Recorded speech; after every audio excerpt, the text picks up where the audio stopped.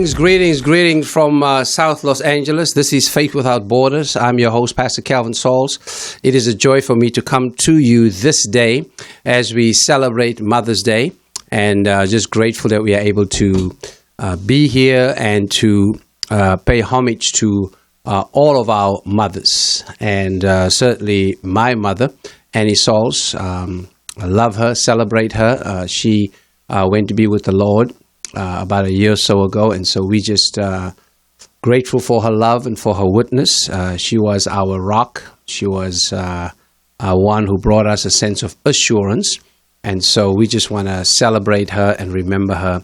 And we'll probably throw up some pictures of her later on. But blessed Mother's Day, and also we want to say Happy Mother's Day to those who have been mothering others. You know, you don't just have to be a mother having given birth, to anyone, but all of our mothers who mentor individuals, who take care of family, who create a sense of kinship, and take in, family and friends and just mother them.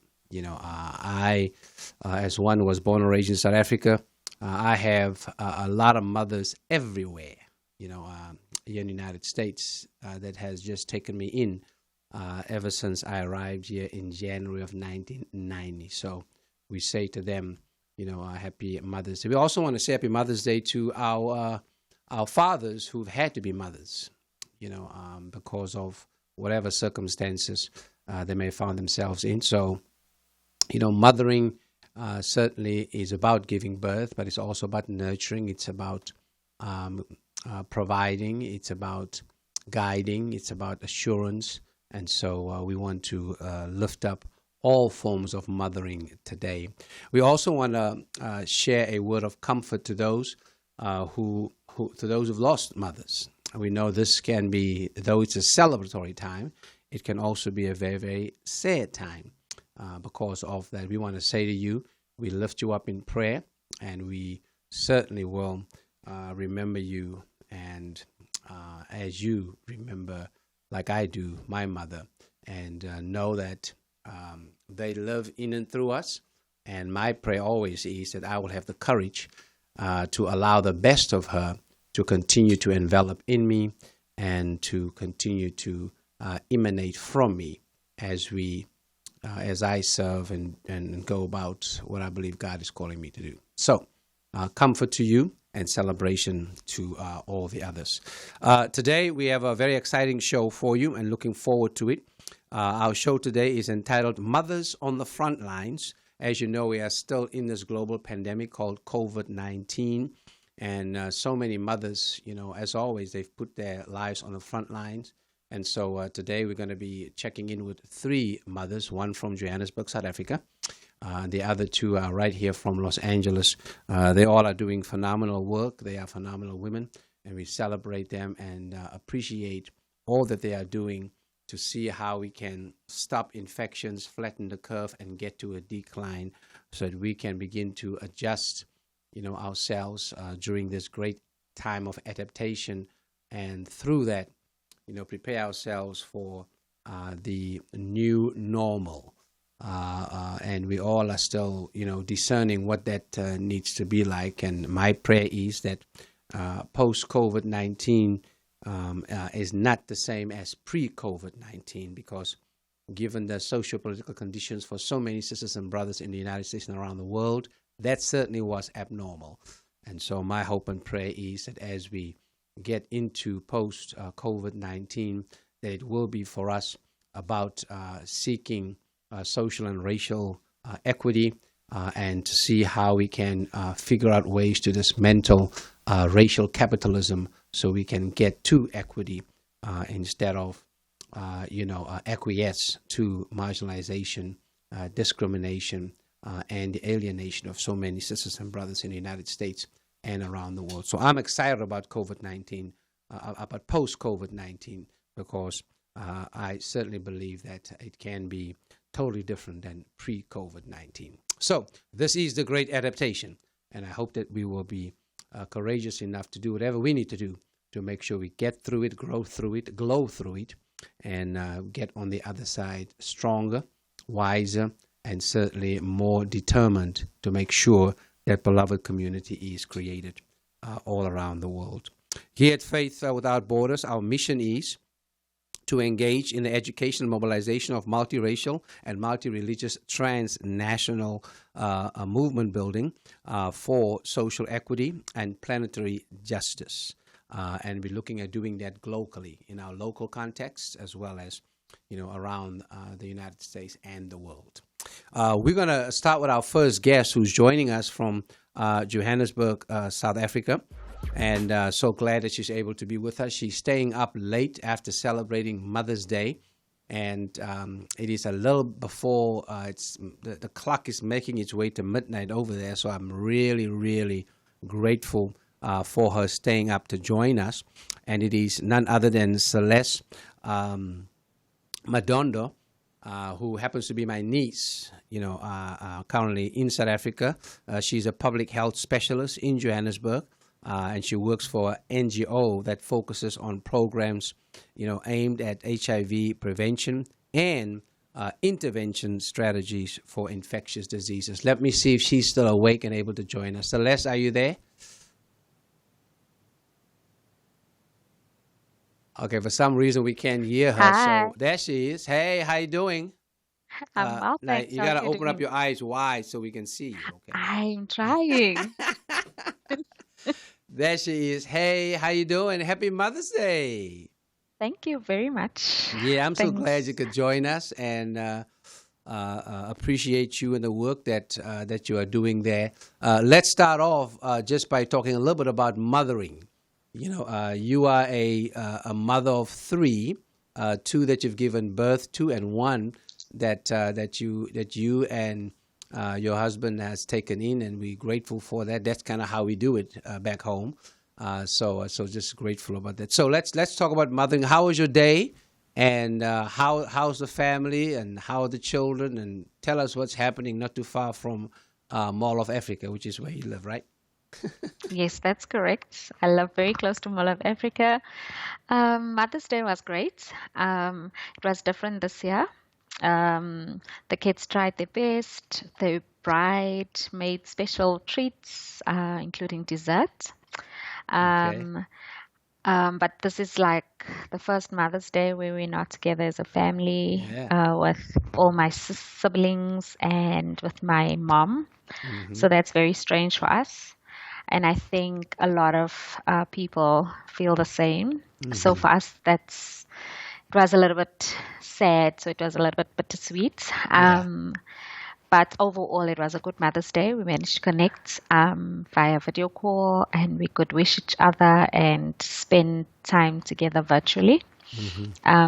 So those are the different Mother's Day Yeah, for us. certainly. Yeah, we as Soul's family, we love gatherings. I mean, we can get together at a heartbeat. So I know it is difficult for many of us not being able to get together, and so we feel your pain, because it's the same over here, where we're not under lockdown, but we are certainly limited as to how many people can gather, together. South Africa now has been on a lockdown, I think, going into its fifth or sixth week. Is that right? How many weeks now? Yeah, so you're correct. We're in Yeah, our fifth week. in our fifth week, and that So certainly we has brought. moved from level 5. We are now on level 4. Okay, so Slightly that, better. yeah, so things are getting better. Restrictions are being, and just South Africa is like California. I think we're on level 4 right now. So I think we have 4 levels. You guys have 5 levels. And so Yes, we do. they've opened up the parks and the golf courses here, but we still have to physical distance and wear masks when we're out around that. But certainly the restrictions, has made this a different Mother's Day because you guys couldn't even travel, to check on, your mom Loretta, and so how has the lockdown impacted, you all as a family? Let's talk a little bit about that quickly. Okay, so for us as a family, how it has impacted us, I can say we are a big family. So I have a lot of siblings. We're 6 kids, and so we love getting together. We frequently go and see my parents back at home in Eldos. But now with the restrictions, only a certain amount of people are allowed in one vehicle. We should always wear a mask if we do go out. And you can run into a roadblock, drive into a roadblock at any time. So we can't take that risk because you get Yes. arrested and you get thrown in jail for violating the rules. So we opt to rather stay at home and practice our social distancing Yeah. accordingly. So it has impacted. So we generally go home to make sure that my parents are sorted with whatever they need, their groceries and stuff. And so even for our groceries that we have to send to Zim, we couldn't do it because all the borders are closed. So we unable to do a lot of the things that we do on a monthly basis. So it's impacted. So when you speak to people, you hope that they are really doing well, given that we can't see each other physically, touch each other, and even when we are together, it's social distancing. We really can't hug. In our culture, we like to kiss, so we can't kiss. So it's very strange. It's Yeah. very, very strange.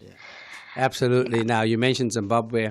Of course, that's where your in-laws are, and so we want to send prayers out to the Madondo family in Zimbabwe, and you and Brother Madondo, you guys met while you were studying at Africa University, which is another thing that we have in common, and so we want to give a shout out to Africa University, doing an extraordinary work in preparing leaders, on the continent, to do just what you have been doing, for the last, for several years.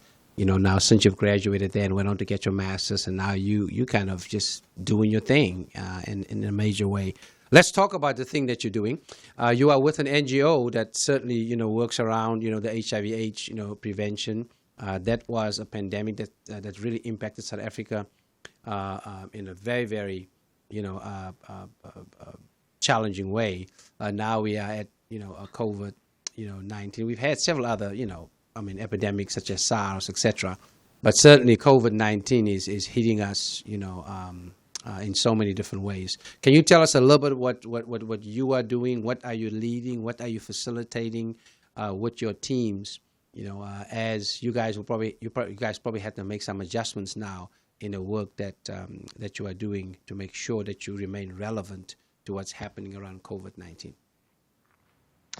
Yes, so we had to do quite a significant amount of adjustments with regards to how we do our daily operations. So when we were still in stage 5 lockdown, so I'm responsible for an HIV program at the organization that I work for.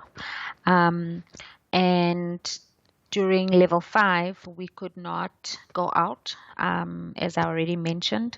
And so what we needed to then prioritize was how do we support the national and provincial departments of health with contact tracing, and how do we incorporate that into our current focus. So our focus is HIV, but how do we then incorporate and bring our skills and our resources so that we support the efforts towards what to COVID-19? And so we assist with contact tracing and screening in communities. So our work is very community based focus, and we best placed to support in such.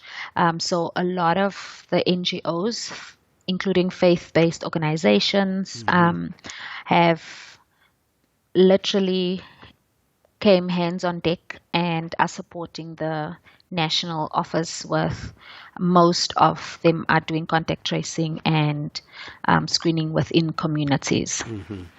Great. Yeah. Great. So Yeah. It's, okay. So go ahead.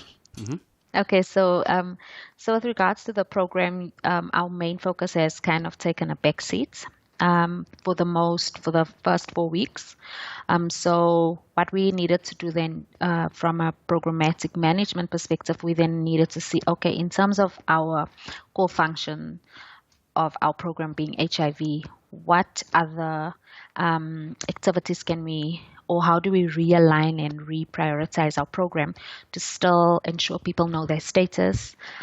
We need to ensure people get on treatment as early as possible, but we also need to ensure that facilities are decongested. How best do we go about doing that while we still ensure sufficient social distancing and to curb the spread of COVID-19? And so what we embarked on is looking at various ways in which we can ensure people know their status through people ensuring that they can order kits online for free.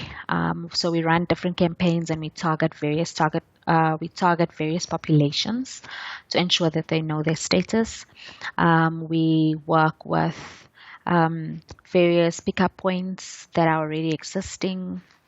So we're embarking on various strategies to ensure that we can still ensure that clients who do not know their status still get to know their status, even though they are not going to facilities.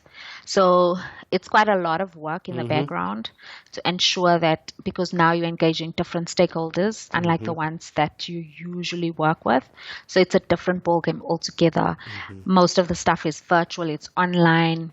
How do we link clients by using a cell phone without speaking to them? How do we make sure that toll-free numbers are working so that the people on the other end who provides the support is equipped enough? So there's quite a number of activities that happen. Though we support the COVID-19 response, we also try and remain focused on our programs. Yeah. Absolutely. Certainly, this is the time, for just great both adaptation and innovation. And it sounds like your NGO is certainly stepping up, and meeting the moment with whatever adjustments they have to make to be real and relevant to the current needs, of people. You mentioned, this whole piece around contact tracing. There's a lot of talk about that. And can you tell us a little bit about what that is and what it entails? Because you mentioned some of your teams working on the contact tracing. You just kind of explain that to us in terms of how it works and what is it. Okay, so how it works. So the president announced that our next stage, while we're still in level 5, he announced that we will embark on national screening, doing door-to-door tracing. So what in different provinces, but it follows a similar approach where they go door-to-door. People are obviously trained and equipped. They have the relevant protective equipment to ensure that they are protected. Their vehicles are sanitized. Wherever they meet, the offices are sanitized. there's quite a lot of work that goes into before they even go out into the field. Everybody's trained. Then there are various tools that they use.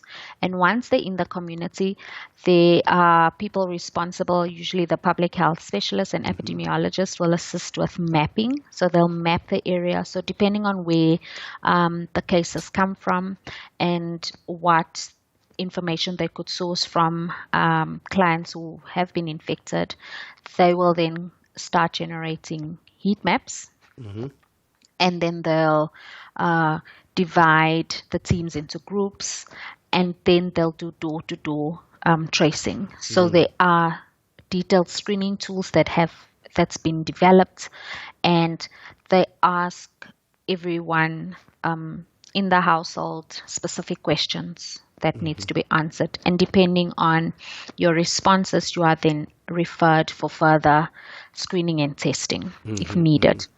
Yeah. So so they follow a door-to-door approach where possible.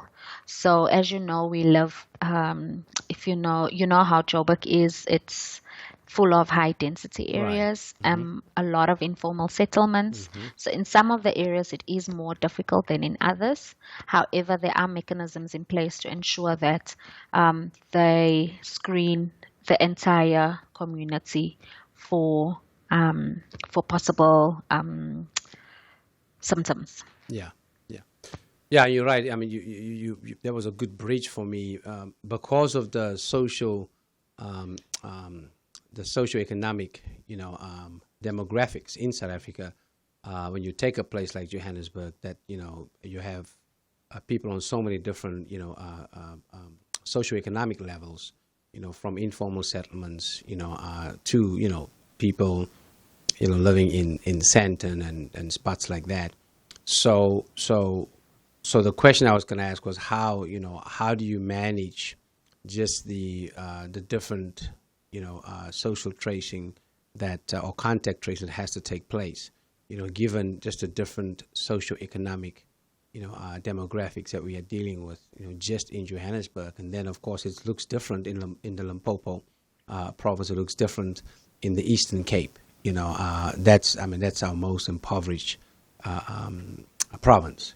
So how do we kind of maintain the same level of commitment, the same level of integrity and intentionality, yet responding to diverse, socioeconomic demographics? So you're right. It is complex and it is different. So most of the mapping and the strategies that are developed at provincial level is very context specific. Okay. So they'll know what will work in that particular context. So if let's say in the Eastern Cape people live far apart, door-to-door may not work. Do we do contact tracing? Do we use loud hailers to create demand, to inform people that we are coming? So there are different strategies that they use to ensure that that's very context specific, still relevant, and make sure that they reach the people that they need to reach. So it is difficult. However, with the amount of partners that has come on to support the initiative, there's been a significant amount of commitment. And even for the teams on the ground, there is a high level of commitment to ensure that they can support in this initiative. Yeah. Great. And also, aside from the class diversity, of course, South Africa, we're dealing with religious diversity. We're dealing with cultural diversity, language diversity. So the levels, of diversity has its own depth and breadth in South Africa because of that. And so when I hear you say it's context specific, we would want to let folk know that just doesn't mean context in terms of social class, right? It's context in terms of ethnicity, context in terms of region, et cetera, because of the depth and breadth of the diversity, in South Africa, right? That's correct. And, you need to have the correct stakeholders on board, to make sure that they've bought into the idea. They understand that this is it's an emergency. So they need, your different gatekeepers, they are informed, they approve, they are on board. So it takes a lot of work, and a lot of commitment. But you see that more and more people are opening up, more and more people know about the virus. But obviously, in certain areas, social distancing is easier than in others, as we just spoke about. Just down the road from our house in Aldos, there are people that live in a 3-bedroom house, but they are like more than 16, up to 20 or more people in that house. And how do we practice social distancing in such environments? So there are some challenges with regards to it. But I think the Department of Health has really tried. They're very progressive, they're very active, together with social development and other departments to ensure that they provide sufficient support, especially as it relates to planning and ensuring that their strategies will build and not break. Yeah, absolutely. Yeah. So we know that, of course, South Africa is the most unequal country in the world, and that is true. And partly because, even though it has the most progressive constitution, it has the most regressive economic system, because it still practices or try to flirt with, no, not flirt, it really still married to this economic disaster, called trickle-down economics, that continues to, debilitate, if you will, the growth of South Africa to become a beloved community for everybody, in terms of that. And so that certainly, it continues to be a huge challenge. And I'm so glad to see the coordination. It's not perfect, but there's a lot of intentionality with collaboration from the top to the bottom, and that's key right now. And we would want to commend President Ramaphosa and his team. You all are on the ground, and the work that you guys are doing. As I said, it's not perfect. A lot of criticism. We still have to keep our eyes on the prize. We still have to hold people accountable, challenge, a call for transparency. But at least coordination is taking place, from the office of the president to, what you and your team are doing on the ground. And that's just commendable, and really appreciate it. South Africa did get a shout out from the World Health Organization, for its efforts around prevention. So, we celebrate that, and we're grateful for that coordination. I would be remiss, my final question, I would be remiss not to ask you about your grandmother, which is my mother, because, of course, we all miss her. And I think she was, better to you guys than she was to us, but that's okay. I mean, we sometimes the grandchildren, get the best of their grandparents, while the children kind of now have to, hang on to the leftovers, right? Share some perspective on grandmother Ostukela Annie Sauls. We have so many names for her. What would you want to say about her, as we conclude our time together? So I miss her ginger biscuits. That's the first thing. During COVID-19, I miss her ginger beer. Yeah. As you know, we can't. Some essentials or some products are banned. So I miss her ginger beer. But also all her stories. So she knew everyone in the community. She knew everything that was happening. So if I just needed to know how you're doing, I just go there, drive down, and so tell me, how is your son doing? And she will give me in detail how you are doing, as if she saw you. Right. So right.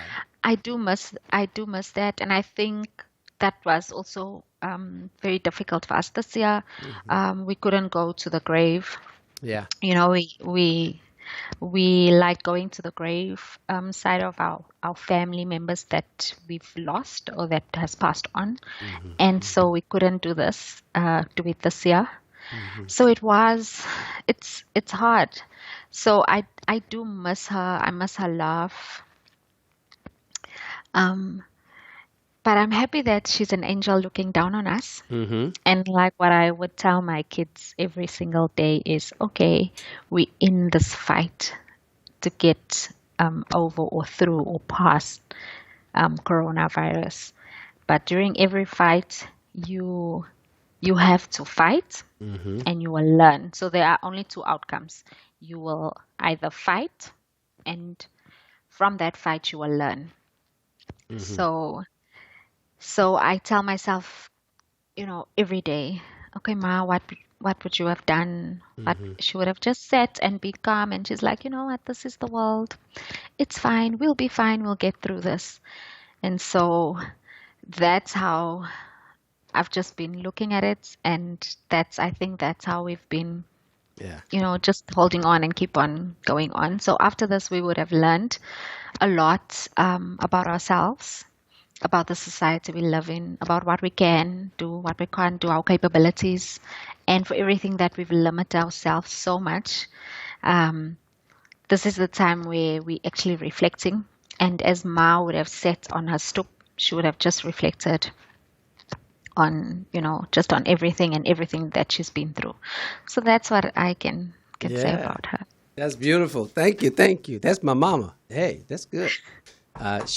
People ask me, about community organizing. Where do I get that from as a faith-rooted community organizer? I get it from her because she worked that street and a couple of streets up and down.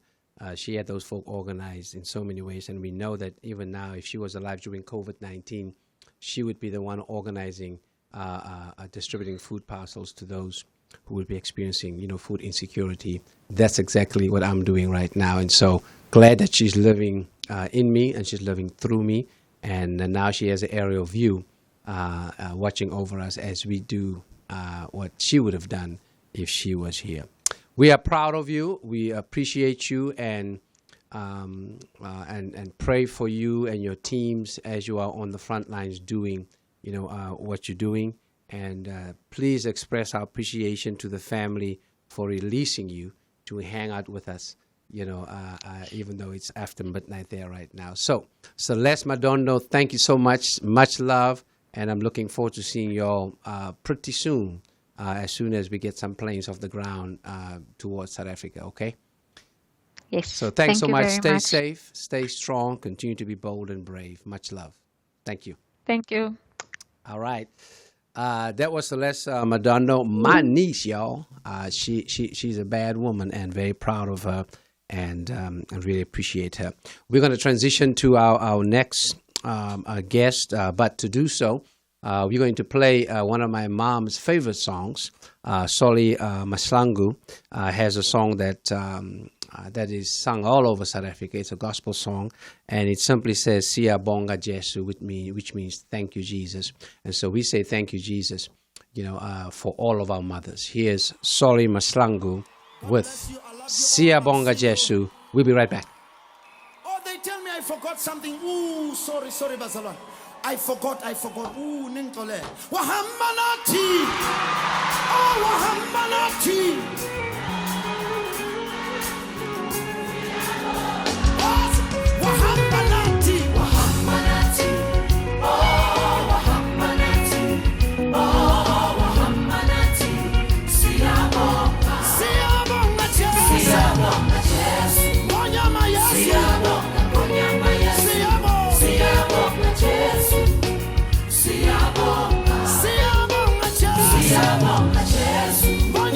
Siyabonga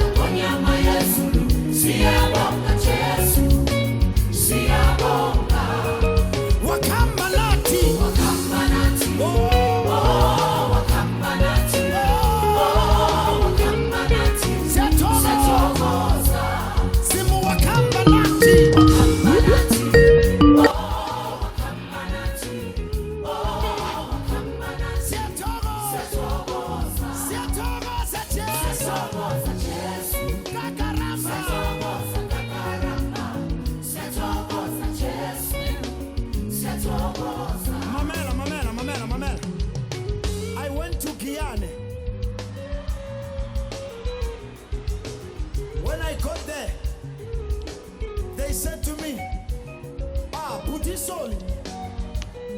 Why usishia tina kule ngoma? I said sing it for me. This is what they said. What's it? Wafamba na ina.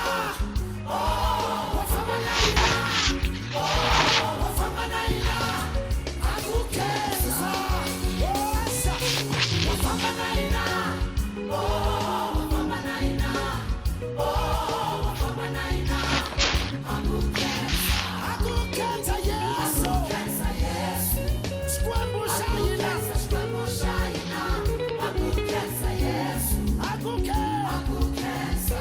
Akukeza, yes. Squambusha ina. Squambusha ina. Akukeza, yes. Akukeza. Now,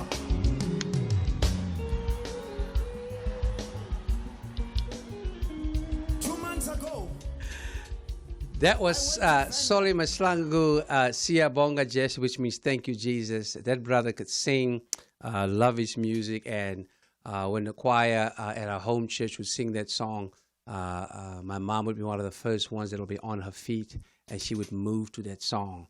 And so, tip off to mom.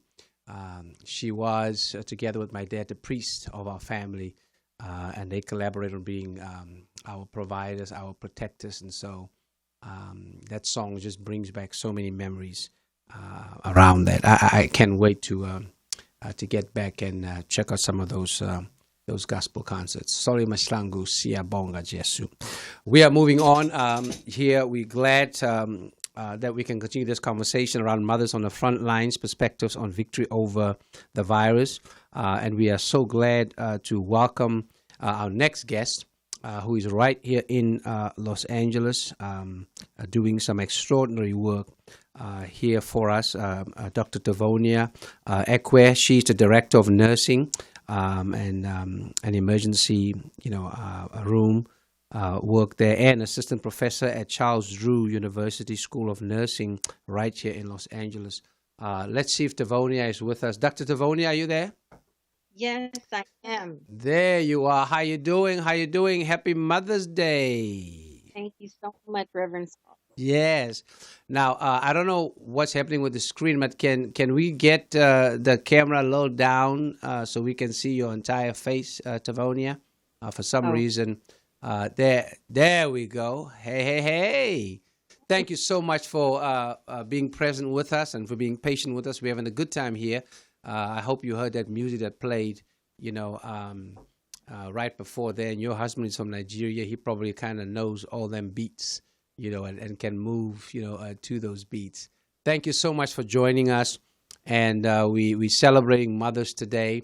And based on our pre-show conversation, I don't know whether you've heard, I paid homage, to those who have been mothers to so many.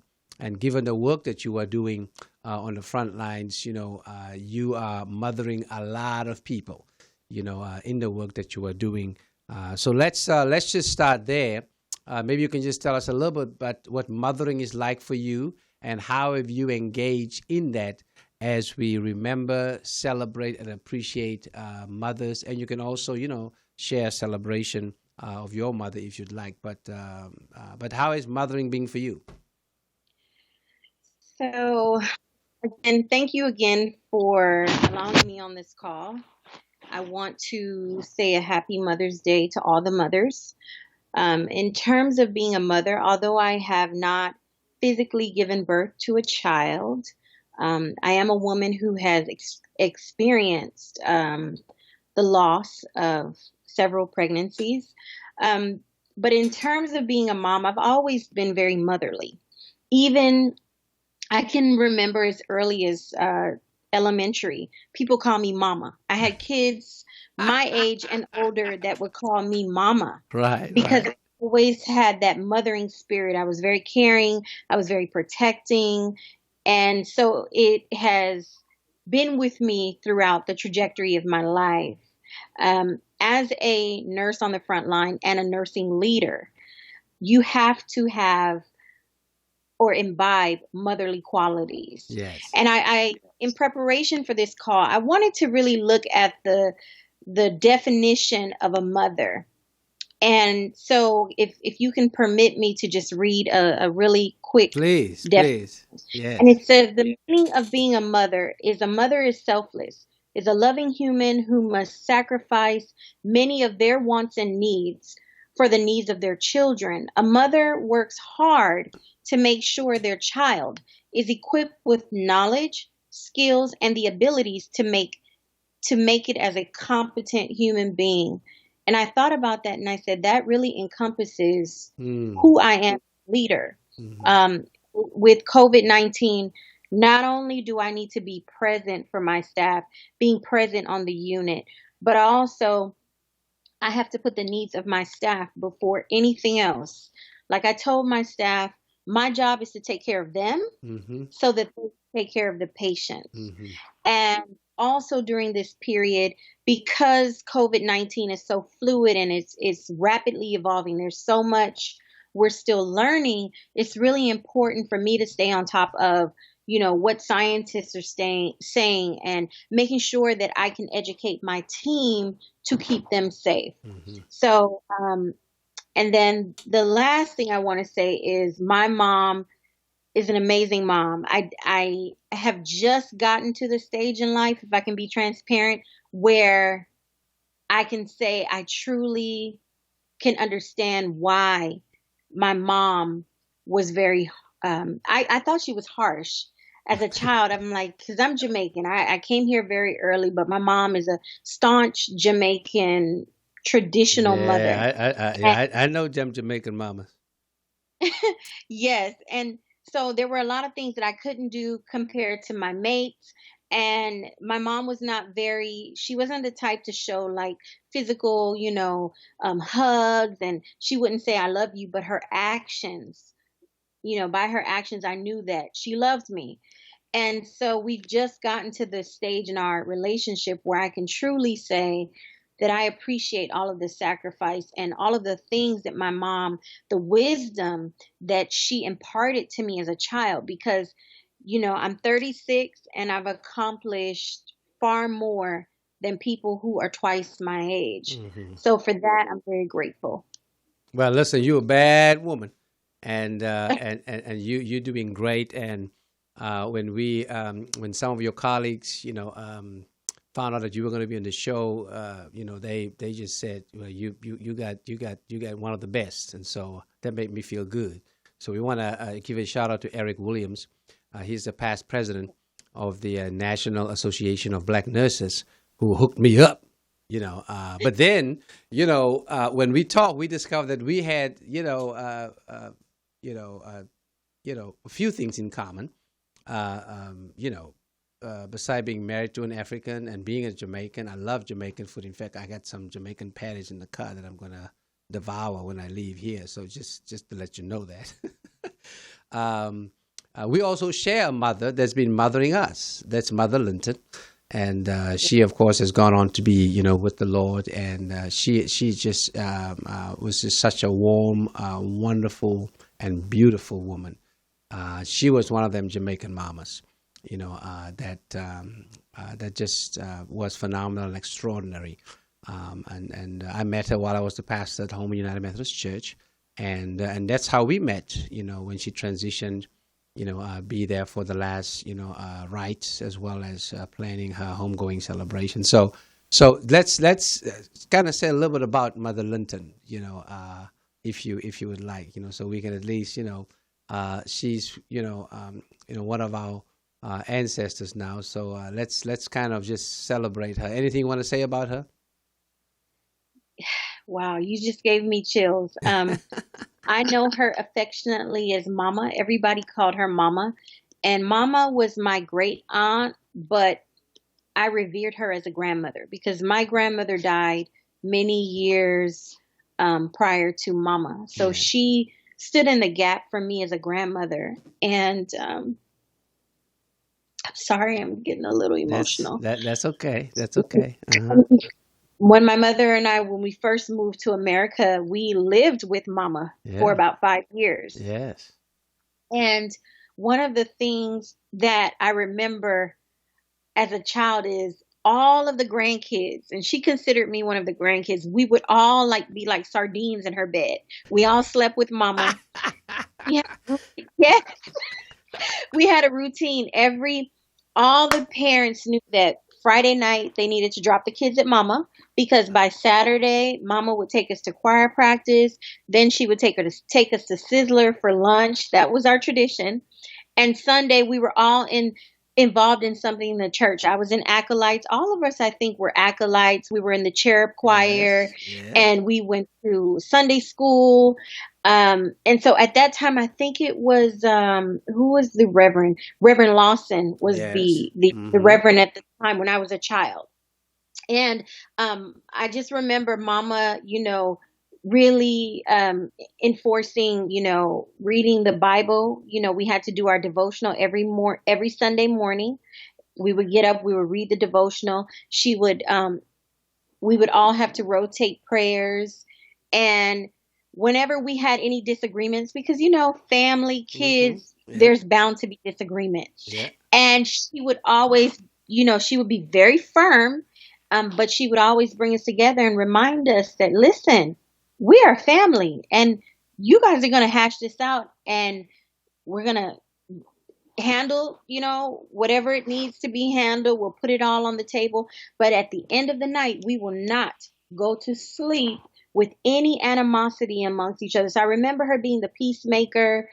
And that's one of the things I miss about her, is we don't have that, we have tons of mothers in the family, but she was the backbone, and she kept us together. When there was a disagreement, Mama made sure that we stayed united. And I think that's one of the things that we're missing now in the family. But, I know that she's in a good place, and she's no longer in pain. And I'm just so thankful for you, Reverend Sauls, for being there for our family. Literally, after you gave her the last rites, I believe she passed away hours later. So I'm grateful for that memory of you being with us during that time. Yeah, it was a beautiful moment, and she was a phenomenal woman for sure. And she had a way of keeping up with all the kids around the world. I mean, there were grandkids and all over the world. And whenever I would talk with her, she would always tell me, "Oh yeah, so and so is over here, and they're doing this, and so is in that country, they're doing that." I'm like, you're keeping up with everybody, but she just had a huge heart, and just extended hope in so many different ways. So much love to Mama, to Mother Linton, and we know that the best of her will continue to live on in us, and it lives on in you as you do the work that you are doing. Let's talk a little bit about that work. You are at Charles Drew University, which is an extraordinary institution here in South Los Angeles. It is the only HBCU on the West Coast. And so we want to give a shout out, to Charles Drew University. They just started an undergrad program. It is a University of Science and Medicine. They just started an undergrad, program. And I think we have almost, 400 or 500 students now in the undergrad program. And I'm glad to be a part of the community advisory team there, working on the School of Medicine with Dr. Deborah Prothos-Stith, and just doing a phenomenal job. We want to lift up Dr. Carlisle as the president and his team and all that. But you making sure that all them nurses they get what they need to get to make sure they take care of us. So tell us a little bit about how has it been for you, as a professor, but also a practitioner, during this time, of COVID-19, your perspective on how it's affecting, our community, as well as, just the responses that you were able to facilitate, as, one of the leaders there on campus. Yes. So I do wear many hats. Let me first talk about the academic side. Mm-hmm. I am an assistant professor at Charles University in School of Medicine. I teach in the RN to BSN program. So we have students, some of our students are already licensed as RNs, and then we have concurrent students. It's been a wonderful experience. I've been at Charles Drew since 2014, and I must give honor to Dr. David Carlisle He's an amazing leader, an amazing president. He's a visionary. He's done so much. As you may or may not know, we do have a drive-through COVID-19 testing site, which is huge. To get a testing site in the heart of South Los Angeles it's paramount because, as you know, African Americans in particular, we have a much higher incidence of COVID-19 than some of our other ethnic counterparts. And part of that is, obviously many African Americans are more disadvantaged in terms of living in communities that are marginalized, where there's limited access for healthcare, living in food deserts, which people then resort to eating fast foods. And then there's development of comorbidities such as diabetes, hypertension. And so we know as health professionals that when you have certain risk factors, it ultimately puts you at risk for exposure to viruses such as COVID-19. We're all at risk, but when you have, an impaired immune system and you have other factors such as diabetes and hypertension, it can complicate things and put you at higher risk. So that's why we're seeing it now. It's not, I've heard a lot of conspiracy theory. There's no conspiracy theory. It's, the fact that our people are more at risk. And so given that information, Charles Drew really prides itself on addressing social determinants of health. It's really threaded through all of our curriculums, from the School of Nursing to the School of Medicine to the School of Public Health. And by the way, I am doing a postdoc fellowship at Drew, the same institution where I'm teaching. And so I was very pleased to see that we have a testing site because we want to make sure that our people, African Americans, Hispanics, get access to testing. So I really want to salute all of the stakeholders that are involved in putting that together, all of our students that participate and volunteer their time.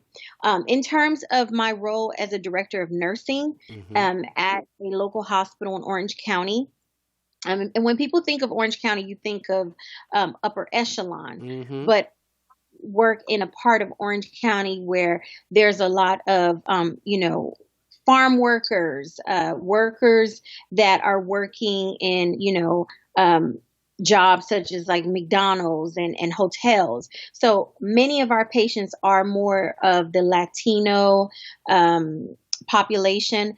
And so we have noticed that we have seen a huge spike in our COVID-19 persons under investigation. We call them PUIs. And so my role now is really to ensure that our staff has the equipment that they need. There's a huge shortage of PPEs, personal protective equipment, on a national level.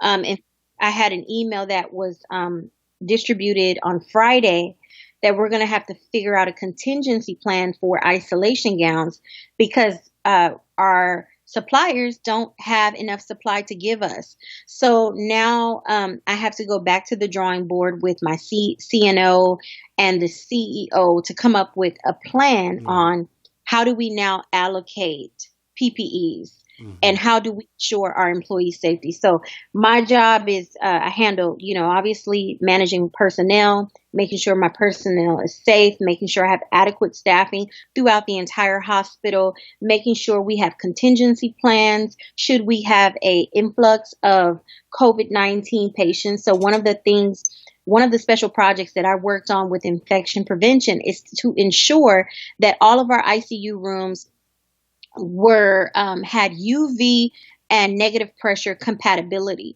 Now, usually in hospital, you have very limited negative pressure rooms, and these are specialized rooms where you put patients who are at risk for airborne transmissible diseases in. So usually in a hospital, you may only have maybe 5 or 10 airborne isolation rooms. Well, now all of our ICU rooms are now equipped to take a COVID-19 patients.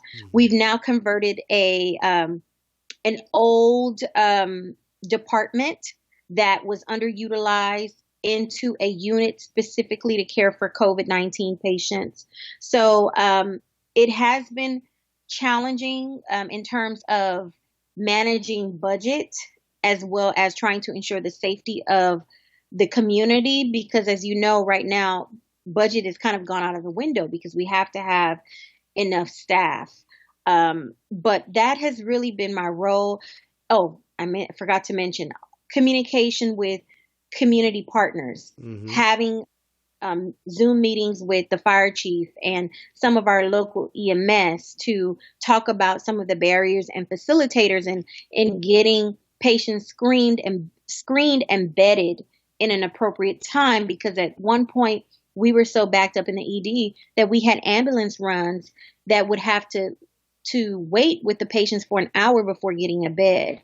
So it's like I said, it's been very challenging, but it's given me an opportunity to really utilize my talents as a leader, as an innovator, as someone who is a problem solver. I've been able to really maximize my talents to mitigate some of the challenges that a lot of other facilities are facing. And by so doing, our employees are happy, running very smooth. And we, knock on wood, we haven't really had any major hiccups as it pertains to COVID-19.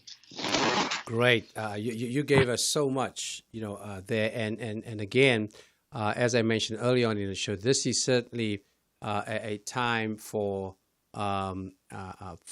adaptation and innovation. And clearly, you are engaged in that. And that's just phenomenal. Really appreciate that.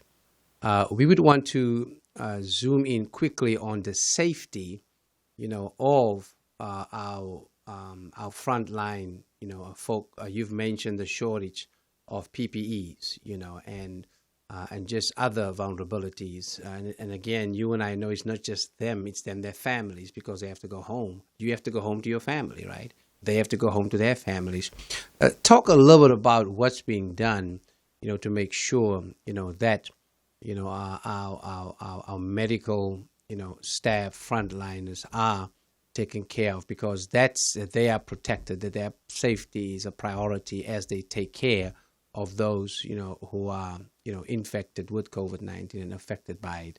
How can you give us some perspective on how that is going, so we can make sure that, as we celebrated, National Nurses Day, a couple of days ago, right? We would want to make sure that they have what they need to have so that they can do what they've been trained to do. Thank you so much. So there's a number of things that we have incorporated to ensure that the staff has adequate PPE, because we know that during this time there is a propensity for, I hate to say it, for employee theft. So we've had to have quality control over our N95 mask.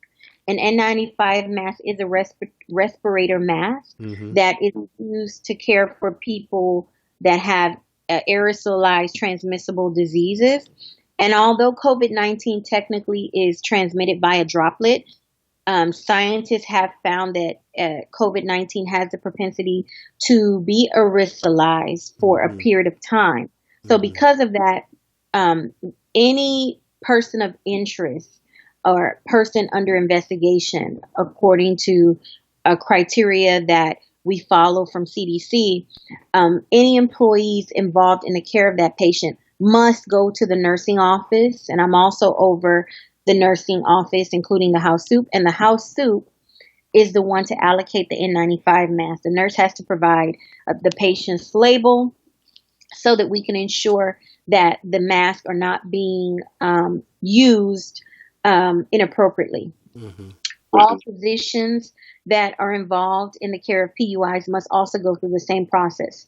So we've been able to really accurately track our burn rate, and our burn rate is basically our usage rates, right? Prior to having that quality control measure, we were utilizing a lot of PPEs, and I think part of it was probably employees taking it home to use at home for their family. The second, you were saying, Dr. No, Reverend? no, no. I was just saying. Oh, Yes.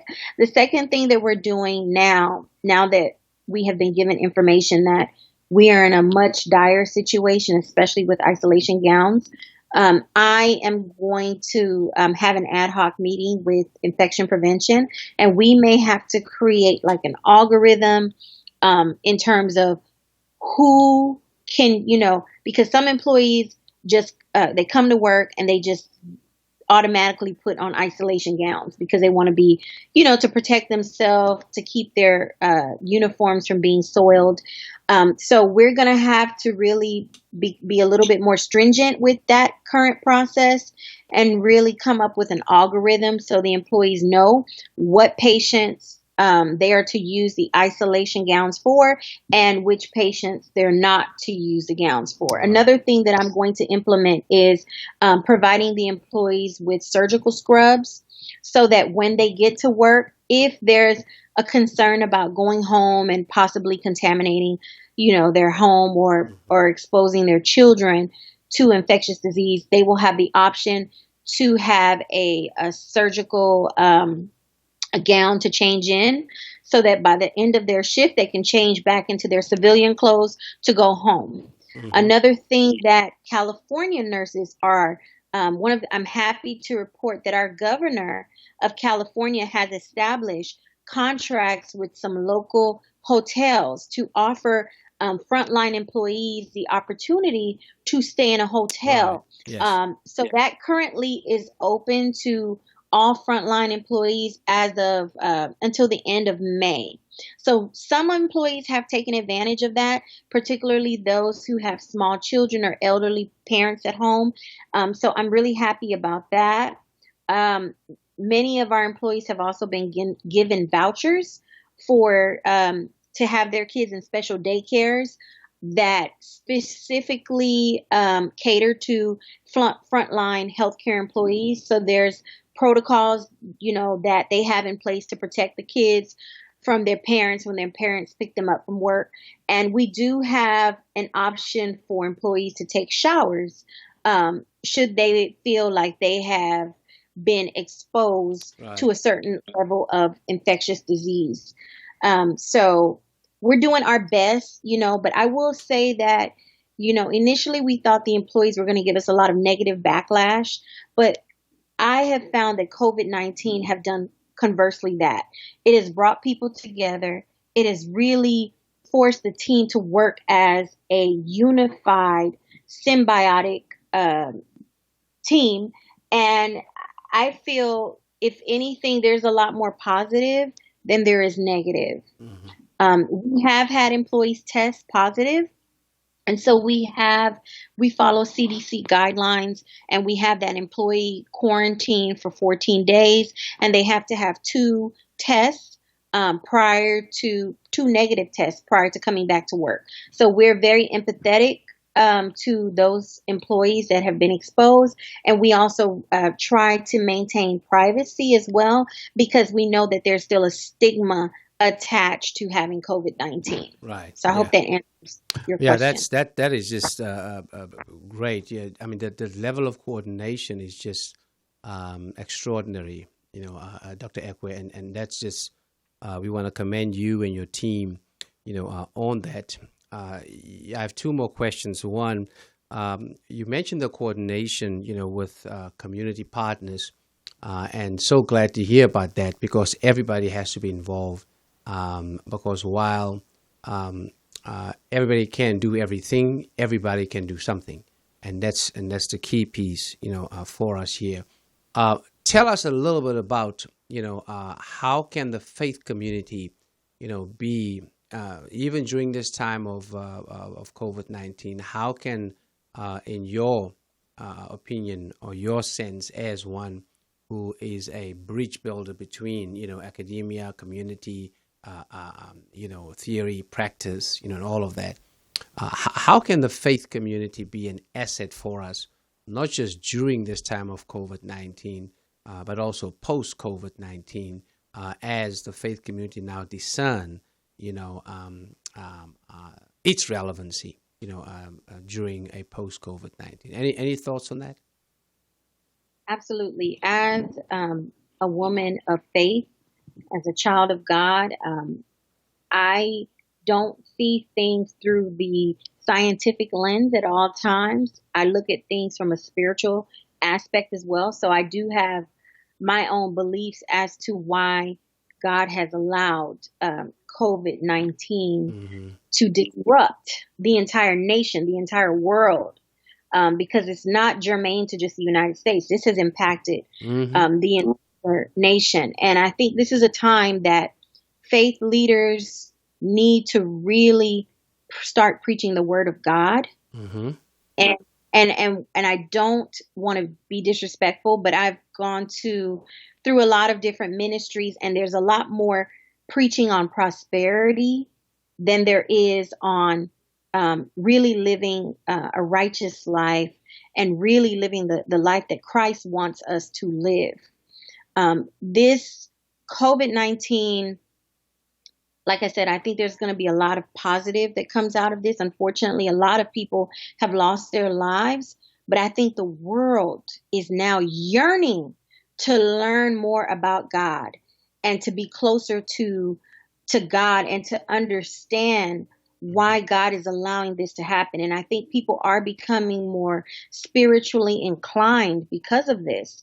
So I would just say that the word needs to be preached, unadulterated, and we need God's word. We don't want to, yes, we all want to be prosperous, but teach us the word and teach people to be prayerful. And I also think that this is a time that ministers need to really encourage a lot of people, because I'm very fortunate to be in a profession where I have not been impacted financially, but I know a lot of friends and constituents within my community that are without work, that have been laid off. So this is a time that we need to really come together. And for those ministries that are a little bit more prosperous than others, this is the time to really reach back into the community and to help. Because a lot of people are hurting right now. Right. So those are my thoughts. Great. Thank you for that. Certainly, you mentioned prosperity gospel, which in my opinion is a hoax that was invented by those who are proponents of trickle-down economics. They needed a theological justification for trickle-down economics, hence the birth of prosperity gospel, which is really, a way of looking at, trickle-down spirituality, which is just crazy, disastrous, and as I mentioned, a hoax that unfortunately has bamboozled so many folk, from the church house to the White House, and we certainly are concerned about that. But I'm with you in terms of just extraordinary opportunity now for the faith community to reposition itself, redefine itself, rethink itself, and certainly relaunch itself in a post-COVID-19 world. Much more relevant and much more real in terms of its proximity to the pain of people, allowing that pain to be a path to new possibilities.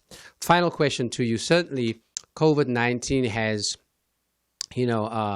exposed a lot about a lot of our sectors, a lot of our systems.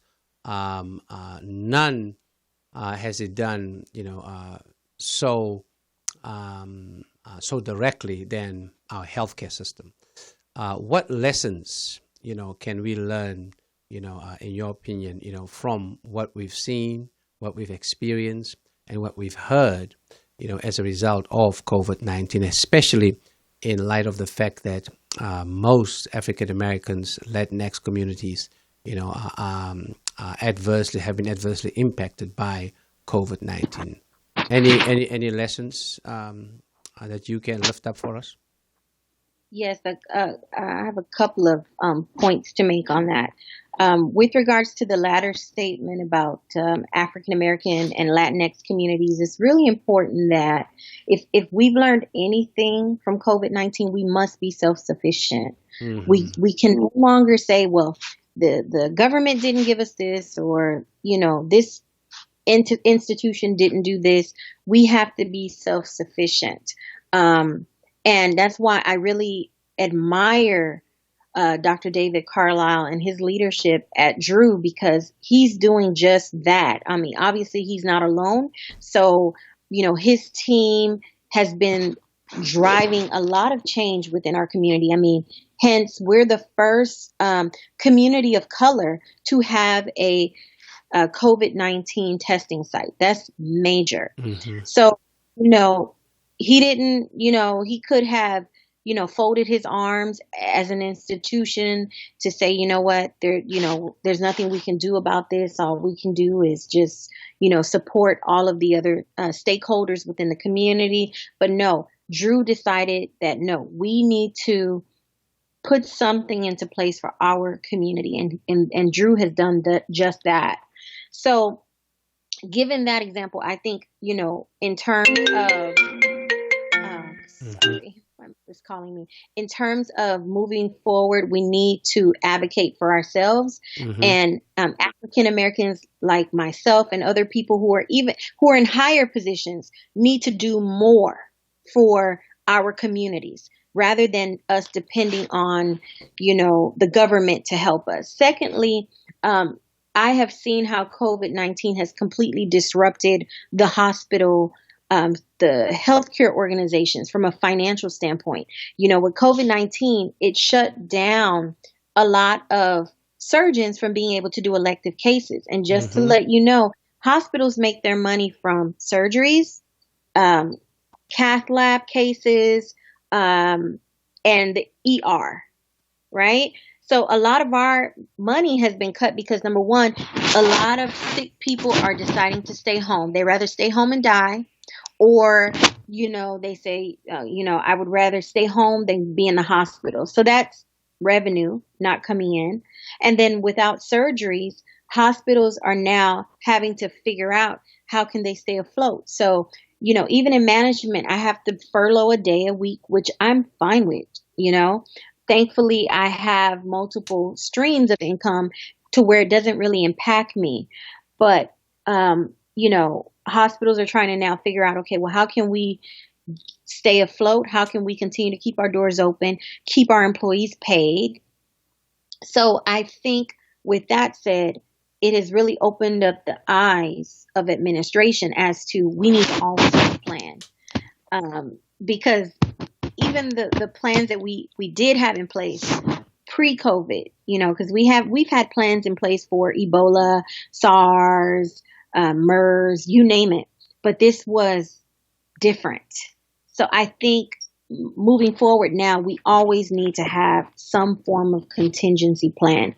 And because my role is more over clinical operations, one of the things that I plan to put into place is a surge plan. And with that plan, the hospital should have enough resources in terms of personnel to be able to manage an influx of patients. Now, we're very lucky and fortunate to not be in the predicament as New York. And to be quite honest with you, I don't think Los Angeles would be able to handle such an influx of cases that New York has seen. It would have completely bankrupted us as a state. So those are my final thoughts. Yes. And, Thanks so much. And again, we want to just thank you, your team, and all of our frontliners out there doing an extraordinary, job in making sure that we are taken care of.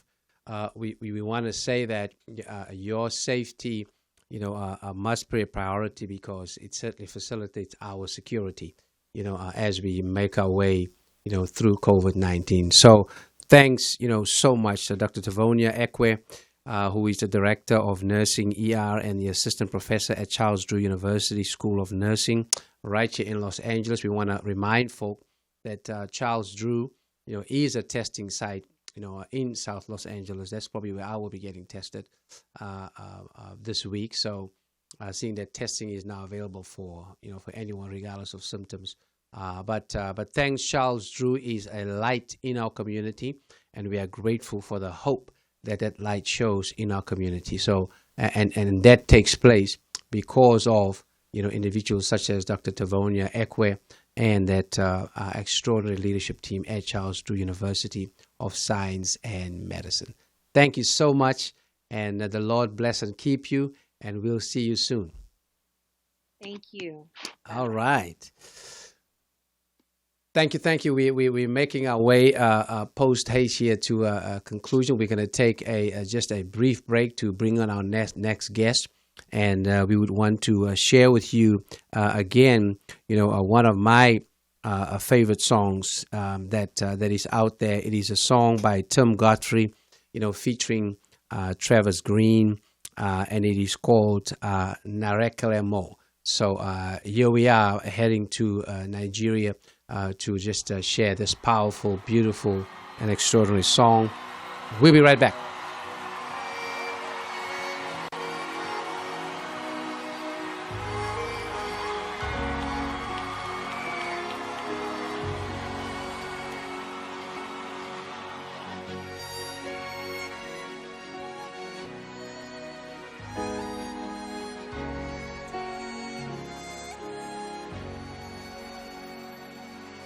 He's done so much for me, I cannot tell it all.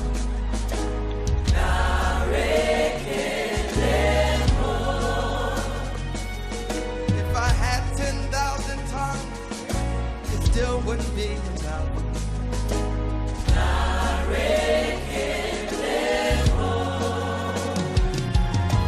Tuku na guama really.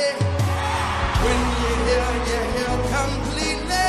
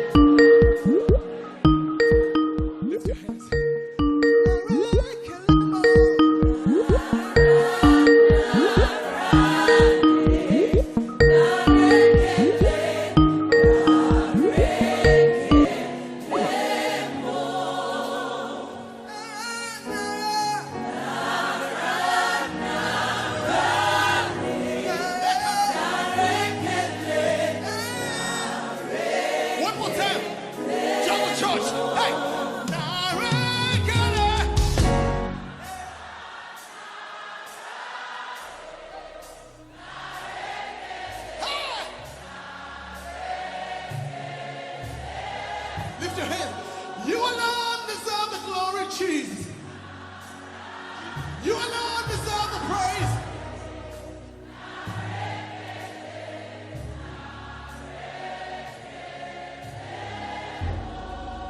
For the last time, what shall I render? Come on, let him know. All right. Welcome back. We are glad that you're back with us. We're going to allow our next guest that we have scheduled to join us before the end of this month, and that was Dr. Kimani Norrington Sands. She will join us before the end of the month because we will be doing a show on mental health because May is Mental Health Awareness Month.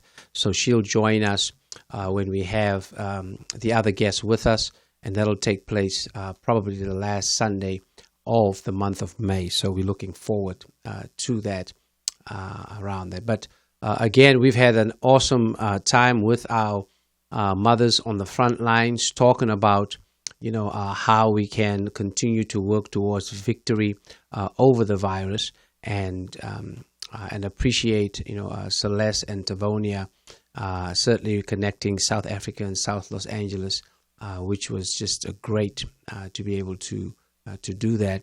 We celebrate our mothers.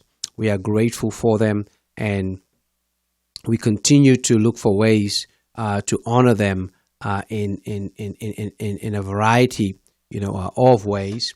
And I want to just share some words celebrating my mother and so many other mothers out there as I conclude today's show. My mother is a woman like no other. She gave me life, nurtured me, taught me, dressed me, fought for me, held me, shouted at me, kissed me. But most importantly, she loved me unconditionally. There are not enough words to describe just how important my mother is to me, and what a powerful influence she continues to be. So, Mother, as you have taken your place in the ancestral cloud of witnesses, know that I love you, we love you, we appreciate you.